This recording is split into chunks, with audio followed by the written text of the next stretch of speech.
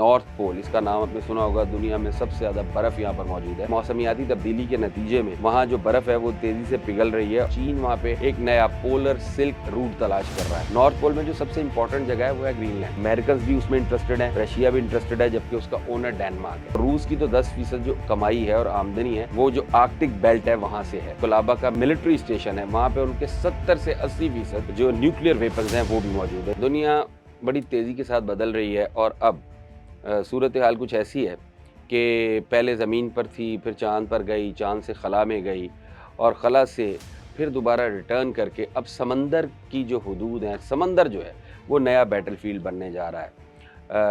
आपने नाम सुना होगा बहीरा मुंजमद कुतुब शुमाली, नॉर्थ पोल, इसका नाम आपने सुना होगा। दुनिया में सबसे ज़्यादा बर्फ़ यहाँ पर मौजूद है और नॉर्थ पोल वो इलाका है जहाँ पे आर्कटिक रीजन सारे का सारा मौजूद है। और आर्कटिक रीजन में मौजूद जो बर्फ़ है और जो आर्कटिक रीजन की ओवरऑल जो शेप है, ये दुनिया का सबसे छोटा समंदर भी है, लेकिन दुनिया का सबसे ठंडा समंदर है। और दुनिया में जो मौसमियाती तब्दीलियाँ हैं, जो बल्कि मौसम का जो बैलेंस है उसको बरकरार रखने के लिए आर्कटिक का रोल सबसे ज़्यादा है।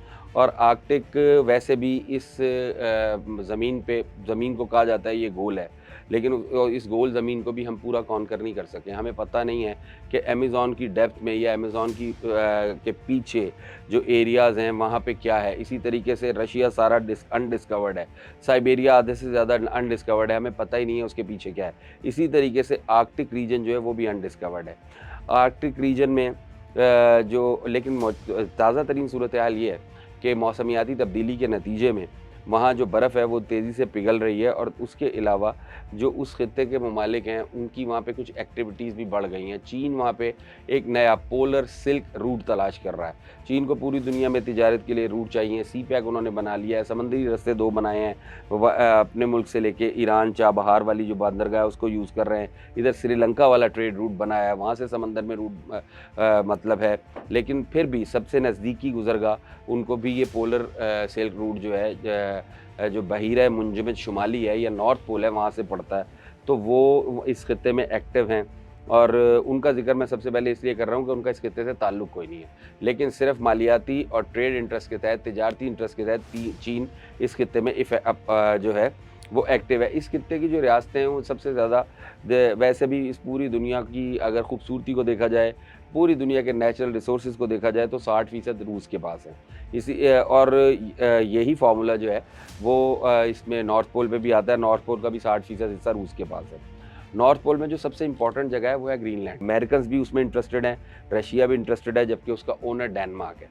अच्छा, डेनमार्क के पास ग्रीनलैंड है और अमेरिकन सदर डोनाल्ड ट्रंप कहते हैं हमने इसलिए कब्ज़ा करना है कि वो हमारी अस्करी यानी मिलिट्री ज़रूरत भी है और माशी ज़रूरत भी है। दूसरी जानिब चूँकि इस रीजन में कनाडा और रूस दोनों वो इस नॉर्थ पोल को ज़्यादातर होल्ड करते हैं, इसके ज़्यादातर रीजन को। उसमें कनाडा की भी वहाँ से तिजारत भी होती है और उनका मौसमियाती बैलेंस भी है। और रूस की तो 10% जो कमाई है और आमदनी है वो जो आर्कटिक बेल्ट है वहाँ से है।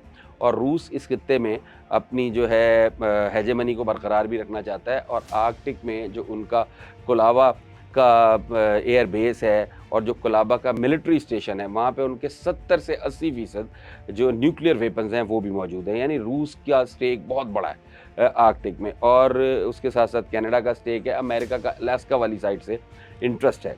हो ये रहा है कि ये जो ममालिक हैं ये अमेरिका ग्रीनलैंड को ऑक्यूपाई करना चाहता है, उसका भी क्लेम है कि मैं आर्कटिक जो है उसमें अपना कब्जा जो है वो उसको पक्का करूं।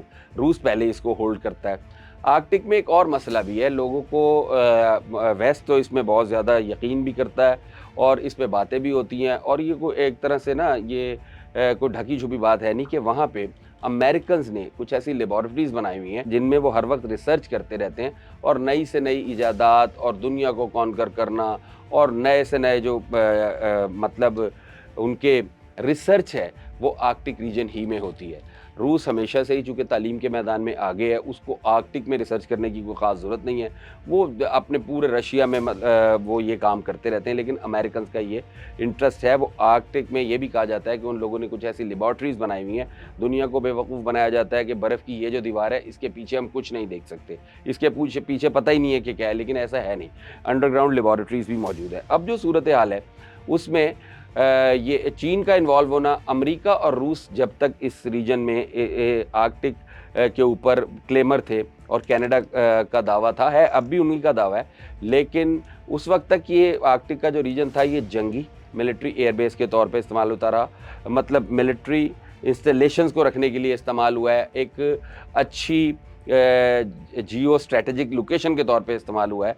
लेकिन चीन जो है उसका इन्वॉल्व होना और बर्फ़ का तेज़ी से पिघलना इसको माशी और इक़्तिसादी रूट में भी तब्दील कर रहा है, और यहाँ पे मुल्कों के माशी और इक़्तिसादी जो इंटरेस्ट हैं वो भी डेवलप हो रहे हैं। बरतानिया भी बहुत ज़्यादा इंटरेस्टेड है आर्कटिक रीजन में, लेकिन उसका मसला ये है कि वो उतनी ज़्यादा वो तकनीकी महारत नहीं रखता और वो उसके पास सहूलियात अवेलेबल नहीं है कि वो आर्कटिक में उस तरीके से आगे बैठ जाए जिस तरह रूस बैठा हुआ है, अमेरिका बैठा हुआ है, कनाडा वगैरह का, तो चूँकि वो हैं ही वहाँ पर मौजूद तो उनको तो उसका बेनिफिट है ही है।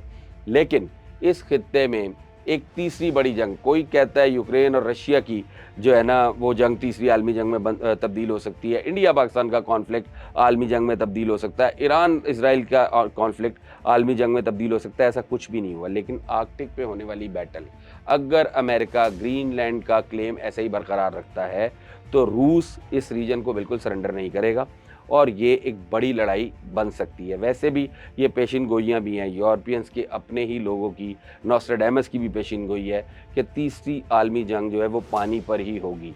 एक दो लोगों का ये भी कहना है कि पानी पर से बर्फ़ से शुरू होने वाली लड़ाई पानी पर आ जाएगी और फिर इंसान आग में कूद जाएंगे। देखना ही है कि ये लड़ाई आगे बढ़ती है या इसे रोक लिया जाता है, और तमाम ममालिक अपने अपने डोमेन में रहते हुए और इस नेचर को, चूँकि आर्कटिक का जो रीजन है वो इस दुनिया के मौसमियाती बैलेंस को भी बरकरार रखता है। अगर आप उसे छेड़ेंगे वहाँ कोई मसला होगा। इंसान बहुत ज़्यादा नुकसान तो नहीं पहुँचा सकते नेचर को, लेकिन अगर थोड़ा बहुत भी नुकसान पहुँचाएंगे तो इस दुनिया का मौसमियाती बैलेंस भी ख़राब होगा।